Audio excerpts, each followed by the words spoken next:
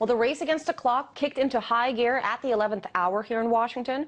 Earlier this evening, House Republicans finally passed a bill to raise the debt ceiling and, of course, to cut $22 billion from next year's spending.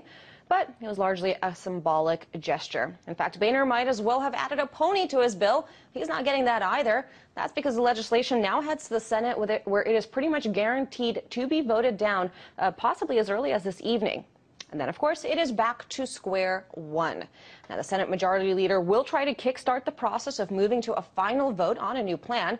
And while negotiations will continue behind closed doors, for now, the partisan debate rages on. As, of course, does the clock right there behind me. Now, when it comes to America's prized AAA rating, it may already actually be too late. Now, that's not according to me. That's according to Max Keiser. He's the host of the Keiser Report, and he joined us here on RT earlier today. Here's more from that interview. Well, the rating on U.S. debt is definitely going to be downgraded, and this is already happening on the periphery. Rating agencies in other places around the world are flashing that they're going to be downgrading American debt. So that is baked into the cake. But what's interesting here is that for 10 years, really since post 9/11, we've had a war of savers versus speculators. The speculators have been winning. The speculators have been able to borrow money at near 0%. The savers have been the big losers. There are a lot of people who are in the savers camp who want to see the U.S. default because this would mean that the bond market would crash, but the yield on their savings would go up. Same thing for gold, which is where a lot of people have run now in this war. And gold prices have been telegraphing this catastrophe for 10 years. Gold prices continue to hit new all-time highs, and the people who own gold are really loving this because they're going to see price of gold continue to skyrocket. So, Max, are you saying that Washington is not involved in this whole thing? I mean, you seem to be saying that really this is a mess made by Wall Street here.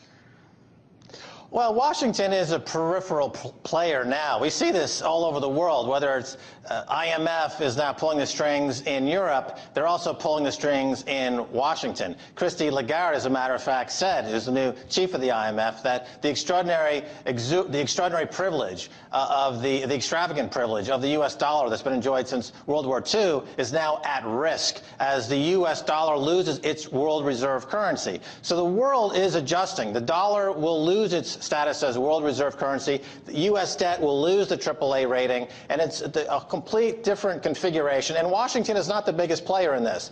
The global bankers are the biggest players, the global hedge fund managers, and that's where the action, that's who's determining the outcome of this, not the players in Washington. They have already ceded control to the global banking industry. Well, then let me get you to react to this. We saw just today there was a report that the CEOs of the nation's leading banks, including, surprise, surprise, Goldman Sachs and JP Morgan, all ended up sending a letter to the White House and Congress urging them, pleading with them to please hurry up and reach that debt ceiling agreement. Why do that if you're saying here that they stand to profit from this whole mess?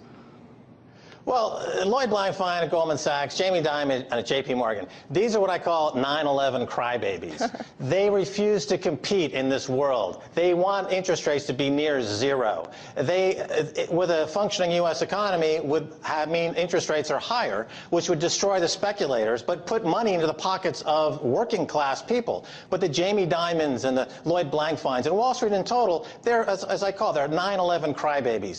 They live on the teat of the subsidy that's given to them from the Federal Reserve and the Treasury. It's all about ensuring their bonuses and ensuring their salaries. They need to grow up. It's no longer, you can't go to Washington anymore with a cup in hand and cry that, oh, I got hurt on 9/11, I need more free money. You can't do that anymore. You're going to have to compete in the globe now. Put your big boy pants on and compete in the globe. Stop crying, victimhood. Be an adult in all this. Blankfein and Dimon, they're the most overrated bankers in the history of the world. They do nothing but suck corporate welfare and banking welfare from Washington, and they're adding nothing to the productivity of the U.S. economy, and they're a disgrace, and it's really humiliating to have to witness this, but this is part of the process, I suppose, that America has to go through to get to the next level of global competitiveness, because right now America's lost its competitiveness because of these bankers who have destroyed the economy for a few extra bucks. Well, what is the next level? I mean, if you're saying that we're going to get down rate, if the dollar is going to turn into trash, if it's not well on its way there already, what is the next level? How do you get out of this mess?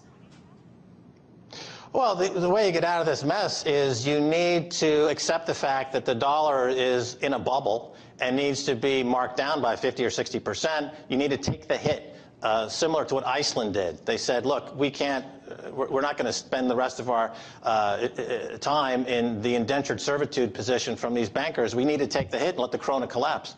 The U.S., if they were being managed by somebody who knew something about economics and not Barack Obama, who's financially illiterate, they would allow the dollar to collapse against other currencies, let the economy go through 2 or 3 years of a gut-wrenching depression, and then come out of it and rebuild, and keep their sovereignty intact. So you're saying shock therapy is the way to go? To keep your sovereignty. Otherwise, America will end up like Greece, losing their sovereignty. America will end up like other countries in the Eurozone, like Ireland, that's lost its sovereignty to the IMF and these other banking institutions. I think most Americans would prefer to be sovereign and free than to be a vassal state of international bankers. But Barack Obama, by not explaining this to him. I'm sorry to interrupt there, but if, yes, I'm sure Americans do not